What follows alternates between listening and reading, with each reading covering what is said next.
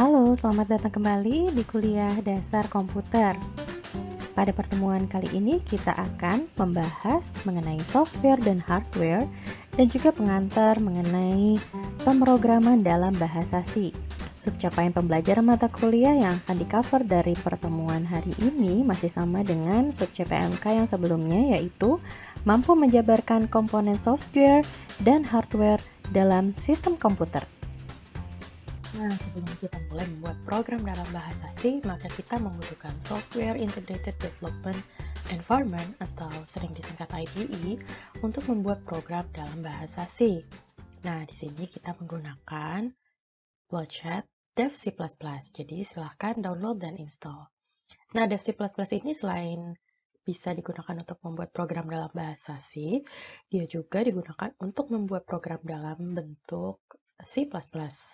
Oleh karena itu, jangan lupa selalu save program Anda dalam extension .c, bukan .c++. Karena secara default, Plotchat Dev C++ akan menyimpan program yang dibuat ke dalam extension .c++. Contoh program yang digunakan di video ini diambil dari buku teks yang dijadikan referensi di mata kuliah ini, yaitu Data and Title See How to Program 7th Edition, Pearson 2013. Mari kita lihat program C sederhana. Di sini, program ini akan menampilkan output Welcome to C pada layar. Yang dimaksud pada layar adalah seperti ini. Jadi kita akan tampil sebuah window dan ditampilkan tulisan Welcome to C. Informasi di bawah ini artinya adalah berapa lama program ini dijalankan. Nah, mari kita lihat bersama-sama komponen-komponen yang ada di dalam program sederhana ini. Anda juga bisa sambil membuat program yang sama di Dev C++. Nah, ini adalah tampilan program di Dev C++. Jadi di sini ada ikon Dev C++ sebelah kiri ya. Program yang kita buat diketikkan di sini. Jika pertama kali membuat program, Anda bisa klik File New atau klik icon yang ini. Nah, setelah program yang kita ketik di sini, kita dapat mengcompile-nya melalui icon yang ini. Compile maksudnya adalah menerjemahkan source code dari bahasa C ini ke dalam bahasa mesin, sehingga komputer dapat mengerti apa yang kita ketikkan. Jika sudah berhasil, maka akan di-generate sebuah file berekstensi .exe di folder yang sama dari program tersebut. Nah, jika sudah ada file exe-nya, maka kita bisa klik icon yang ini icon untuk run program. Di sampingnya, ini adalah gabungan dari compile dan run. Jadi, jika sudah selesai di-compile, maka otomatis langsung di-run file executable filenya. Nah, jika program ini sukses di-compile, maka di bagian compile log akan tercantum seperti ini. Warnings-nya 0, kemudian ada output file name-nya, .exe-nya ada di mana, kemudian output size-nya berapa, compilation time-nya butuh waktu berapa detik atau berapa menit. Nah, jika ternyata programnya masih ada yang salah, sintaksnya masih ada yang salah, maka di bagian compile log ini akan tercantum juga errornya apa.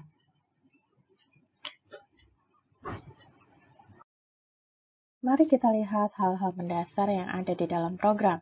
Yang pertama adalah komentar satu baris yang dibuat dengan cara menuliskan slash. Seperti di sini di baris ke-5, di baris ke-10, dan di baris 12. Setelah tanda ini, maka artinya di belakangnya adalah komentar. Komentar digunakan untuk memberikan penjelasan yang bermakna pada program, sehingga dapat memudahkan programmer untuk membaca program tersebut. Yang kedua adalah slash asterisk slash. Bisa kita lihat di baris ke-1 dan kedua. Ini sama-sama digunakan untuk membuat komentar, namun bedanya komentar yang menggunakan tanda ini panjangnya bisa lebih dari satu baris. Kemudian bisa kita lihat di sini ada tanda pagar. Ini merupakan preprocessor directive yang artinya akan dieksekusi lebih dahulu sebelum di-compile. Kemudian tadi tanda pagarnya diikuti dengan include, artinya include di sini adalah mengikut sertakan library standar yang dipanggil. Di sini library standar yang dipanggil adalah stdio.h. stdio singkatan dari standard input output. Nah, semua fungsi yang ada di library yang dipanggil atau di-include dapat digunakan oleh program pemanggil. Kemudian ada kurung kurawal atau braces digunakan untuk membuka dan menutup functions dan juga pada kontrol program. Di sini ada di baris ke-7 dan baris 12. Kemudian ada kurung biasa atau kita sebut sebagai parenthesis. Di sini menunjukkan variabel yang harus diinput ke fungsi atau digunakan dalam perhitungan aritmatika. Di sini kita lihat ada di baris 6 dan baris 8. Berikutnya ada tanda titik koma yang merupakan ciri khas dari bahasa C. Tanda titik koma digunakan untuk mengakhiri suatu statement. Nah, bagian ini seringkali dilupakan atau digunakan dengan tidak tepat. Backslash adalah escape character, seperti di sini bisa kita temukan ada sebuah backslash. Backslash ini untuk memerintahkan C untuk melakukan hal yang di luar kebiasaan. Nah, kalau backslash n ini gunanya adalah untuk berpindah baris pada output. Mari kita lihat bersama lebih detail mengenai main function. Int main void adalah bagian dari setiap program C. Tanda kurung setelah main menunjukkan bahwa main adalah blok program yang disebut fungsi. Setiap program C dimulai dengan mengeksekusi pada fungsi main. Keyword int di sebelah kiri menunjukkan bahwa fungsi main akan mengembalikan atau mereturn bilangan bulat atau integer. Fungsi juga dapat menerima informasi ketika mereka dipanggil. Void dalam tanda kurung di sini berarti bahwa main tidak menerima informasi apapun. Kemudian kita lihat lebih lanjut mengenai fungsi printf. Printf memerintahkan komputer untuk melakukan tindakan mencetak pada layar berupa string karakter yang ditandai dengan tanda kutip. Jadi semua string yang berada di dalam tanda kutip di sini akan ditampilkan sebagai output. Kecuali di sini backslash n. Ingat bahwa tadi backslash n adalah escape karakter. Kita lihat representasi program tersebut dengan cara yang berbeda. Di sini, di baris 8 dan baris 9, printf dituliskan 2 kali. Namun, bisa kita lihat pada outputnya sama, yaitu sama-sama menampilkan welcome to C. Dengan tanpa berpindah baris. Karena ingat bahwa untuk berpindah baris, kita perlu menyisipkan escape character backslash n. Jadi, jika kita ingin berpindah baris, kita bisa menggunakan satu perintah printf saja, tetapi di dalam string yang ingin ditampilkan, kita sisipkan backslash n di sini. Jadi, akan tampil welcome, baris baru to, baris baru C. Kita kemudian akan melihat program yang kedua, yaitu di sini akan meminta input dari user, kemudian menambahkannya dan menampilkannya kembali. Nah, di sini meminta 2 input dari user dengan menggunakan scanf bisa ditemukan di baris 13 dan juga di baris 16. Kemudian menambahkannya pada baris 18 dan menampilkannya kembali dengan printf di baris 20. Jadi di sini bisa kita lihat untuk meminta input dari user digunakan scanf. Kemudian di sini ada bentuk bilangannya, apakah dia integer, apakah dia float, apakah dia karakter, dan sebagainya. Itu harus dispesifikasikan di bagian yang bertanda petik. Kemudian, variabel yang kita minta kepada user dituliskan di sini, ya, koma dulu, baru tanda dan, kemudian ada variabel yang ingin kita input. Integer 1, integer 2, dan sum adalah variabel. Lokasi dalam memori di mana nilai dapat disimpan untuk digunakan oleh program. Tipe int atau integer artinya variabel dapat menyimpan angka integer atau bilangan bulat, misalnya 7, minus 11, 0,3, dan seterusnya.